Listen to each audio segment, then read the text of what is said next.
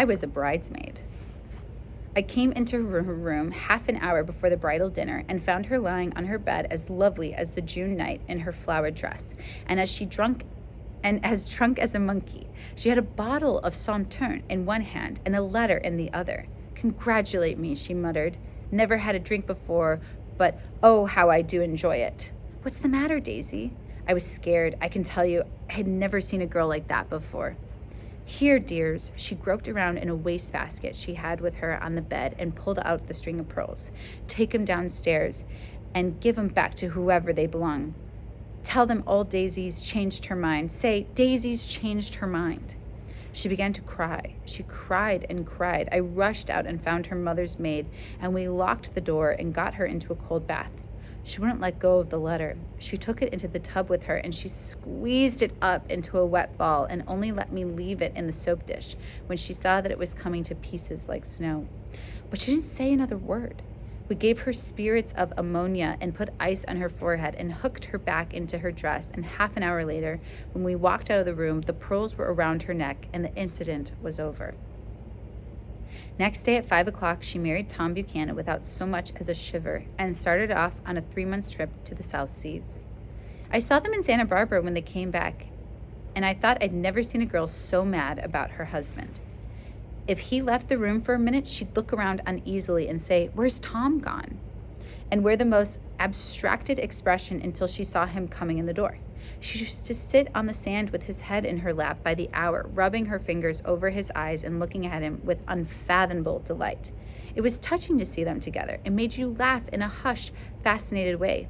That was in August. The week after I left Santa Barbara, Tom ran into a wagon on the Ventura Road one night and ripped a front wheel off his car.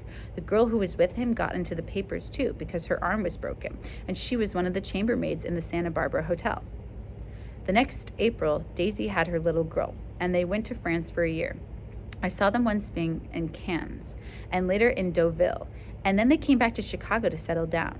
Daisy was popular in Chicago, as you know. They moved with a fast crowd, all of them young and rich and wild, but she came out with an absolutely perfect reputation. I like that. Let's put that down for something. Perhaps because she doesn't drink. It's a great advantage not to drink among hard-drinking people.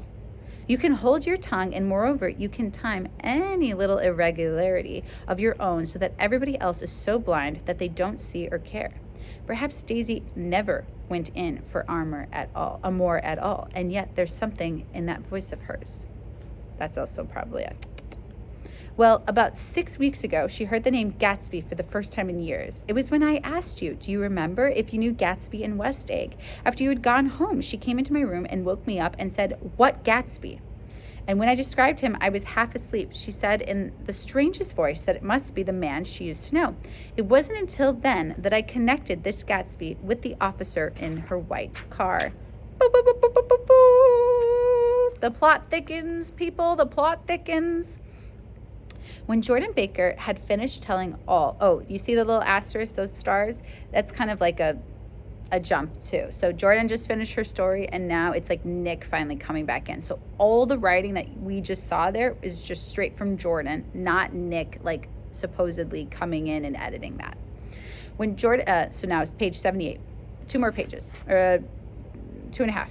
When Jordan Baker had finished telling all of this, we had left the plaza for half an hour and were driving in a Victoria through Central Park. The sun had gone down behind the tall apartments of the movie stars in the West 50s, and the clear voices of children, already gathered like crickets on the grass, rose through the hot twilight. "I'm the Sheik of Araby. Your love belongs to me. At night when you're asleep, into your tent I'll creep." It was a strange coincidence, I said, but it wasn't a coincidence at all. Why not? Gatsby bought that house so that Daisy would be just across the bay.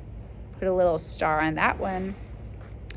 Then it had not been merely the stars to which he had aspired on that June night. He came alive to me, delivered suddenly from the womb of his purposeless splendor. "He wants to know," continued Jordan, "if you'll invite Daisy to your house some afternoon and then let him come over." You should asterisk that one too. The modesty of the demand shook me.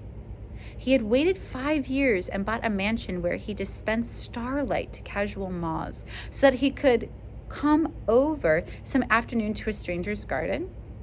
Did I have to know all of this before he could ask such a little thing? He's afraid. He's waited so long, he thought you might be offended. You see, he's a regular tough underneath it all. Something worried me. Why didn't he ask you to arrange a meeting?